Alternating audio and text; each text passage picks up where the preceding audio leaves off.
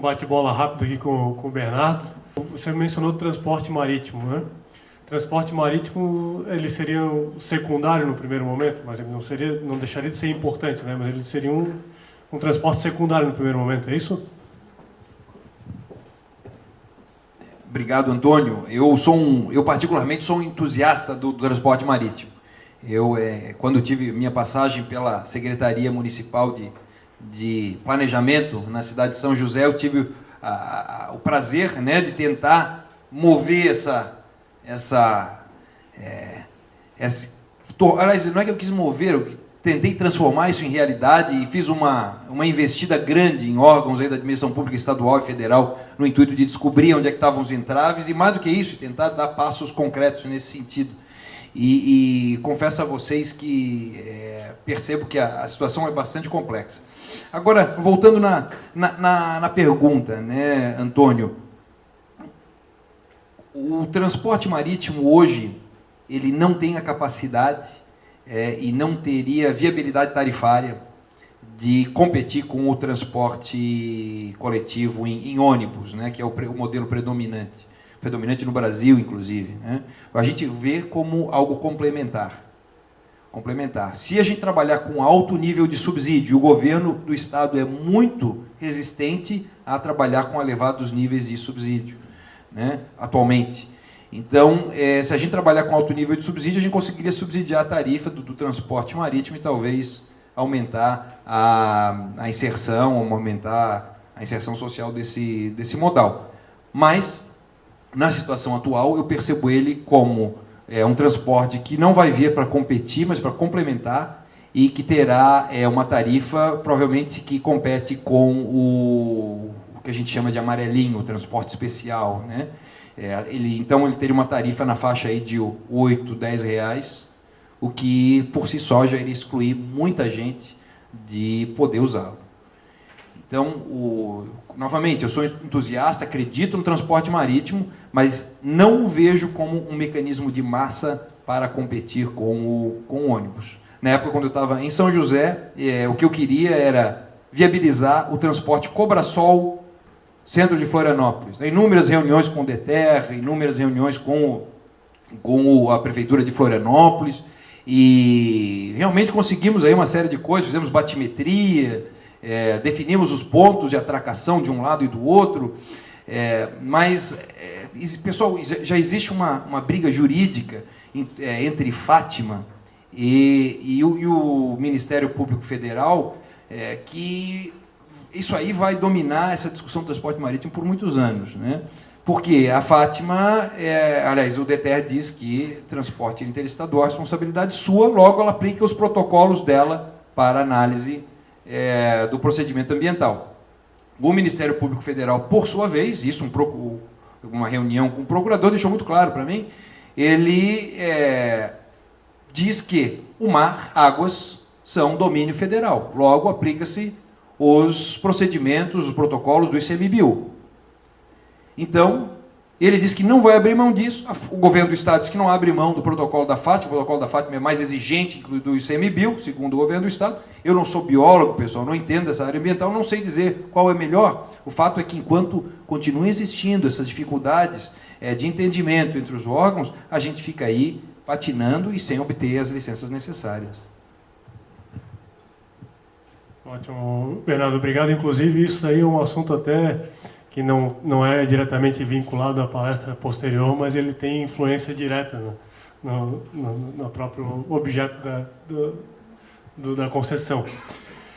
E, aproveitando esse gancho, eu imagino, se a gente olhar algumas características de transporte marítimo que existem no Brasil e ao redor do mundo, nós não estamos tratando de características territoriais idênticas, porque nós temos aí, enquanto o Rio de Janeiro, por exemplo, faz transporte marítimo do Rio de Janeiro para o Rio de Janeiro, ou Amsterdã de Amsterdã para Amsterdã, aqui Florianópolis faria para São José, para Palhoça, para Governador Celso Ramos, para Biguaçu, seria uma infinidade de municípios e teria que ter essa interlocução, não só de repasses tarifários, de impostos, como também de baldeação, inclusive de estrutura viária, porque a preocupação justamente que a gente tem escutado é da necessidade de fazer diversas baldeações para deslocamento, que seria um dificultador, né?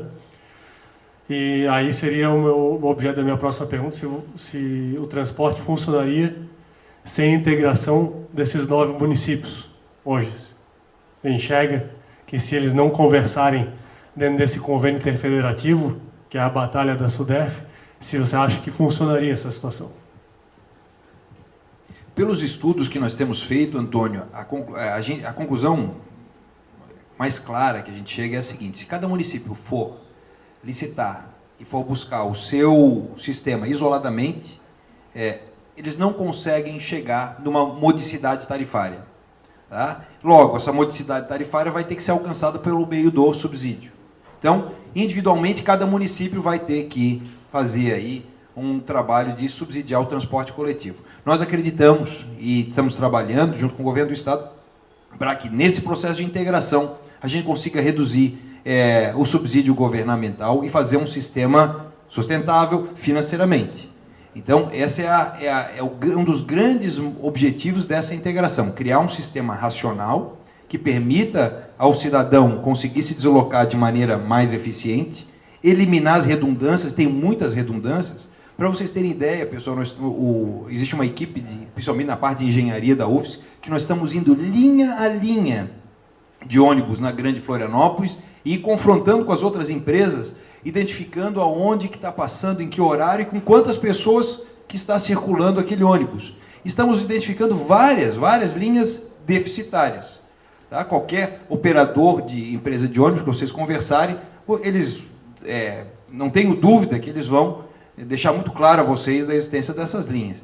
E o grande problema da integração, na verdade, não é um raciocínio técnico, nem econômico, nem de busca de eficiência, é mais um raciocínio político, né? Nós temos gestores municipais, temos vereadores nos municípios que têm seus interesses e que muitas vezes resistem a mudanças no status quo. Tá? De uma forma ou de outra, eles devem ter seus interesses nesse sentido. E pessoal, não estou insinuando qualquer coisa de ilegalidade. Estou dizendo que muitas vezes mudar uma forma de trabalhar, mudar uma forma de se comportar, faz com que pessoas resistam. E o que a gente vê muito nos municípios é isso. Agora, não são todos, tá? E vou, por exemplo, destacar o município de Biguaçu. O prefeito de Biguaçu muito cedo entendeu essa proposta e tem sido um dos maiores entusiastas do projeto aí da Universidade Federal com a SUDEF, dando um apoio muito grande. Numa reunião com prefeitos que nós tivemos recentemente, ficou evidente a eles que se eles querem oferecer um transporte de maior qualidade ao cidadão a preços mais acessíveis e sem contar com um grande subsídio governamental, a integração é o caminho que deve ser trilhado. Perfeito, Bernardo. E até para finalizar essa parte do debate, inclusive, certamente que o conceito jurídico ele é um pouco confuso, porque a gente acabou selecionando no Brasil o conceito de mobilidade para tratar de todas as questões de deslocamento.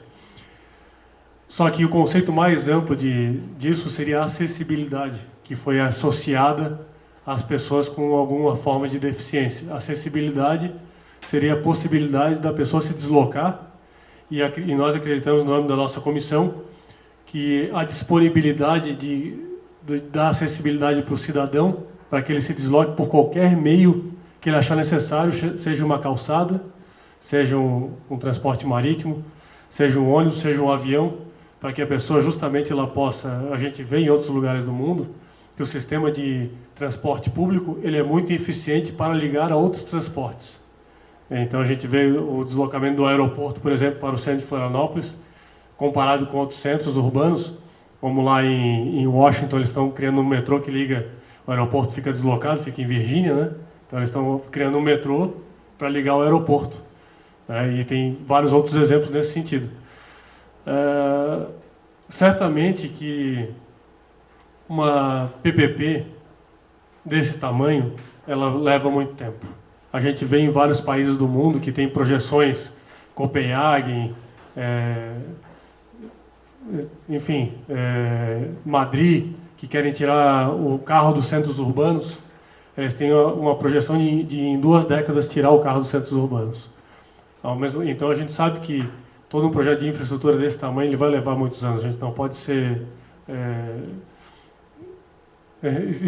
esperançoso que isso ocorra a curto prazo, obviamente. A segregação das licitações, ela tem um outro benefício que, além da questão da maior especificidade técnica, seria a questão da modicidade tarifária. Porque se uma empresa ela adota todo o custo operacional para infraestrutura e transporte, ela vai ter que repassar esse custo no contrato ou no subsídio. E vai ficar muito caro. Então é muito mais interessante que o projeto seja desvinculado da infraestrutura e da operação. Mas a pergunta que até me alia à exposição do meu colega lá, o Léo, é a seguinte: já que talvez essa questão da decisão de separar a questão da licitação do projeto, ultrapassando um pouco para essa questão que te intriga, inclusive, que é da operação, pulando a infraestrutura, se não haveria alguma projeção para talvez fazer interferências secundárias que viabilizariam, quem sabe com menor custo, uma melhoria, inclusive, do própria exploração do transporte coletivo para atrair, e isso a gente participou de uma reunião e o próprio o representante do sindicato, do Sintraturb lá, ele falou, os ônibus hoje, esses minhocões que a gente tem, esses ônibus articulados, eles são porque o ônibus ele não consegue transportar as pessoas numa velocidade curta. Então, para as pessoas não ficarem agarradas no ferro lá, em pé, por 1 hora, eles têm que ter um ônibus com maior quantidade de assentos. Então, a minha pergunta seria, para finalizar a minha interveniência aqui, se não haveria essa ideia, e se não houver, se não seria a hipótese, talvez, de considerá-las, até para atender, inclusive, o escopo da parceria público-privada, né? Certamente, é uma sugestão interessante, Antônio.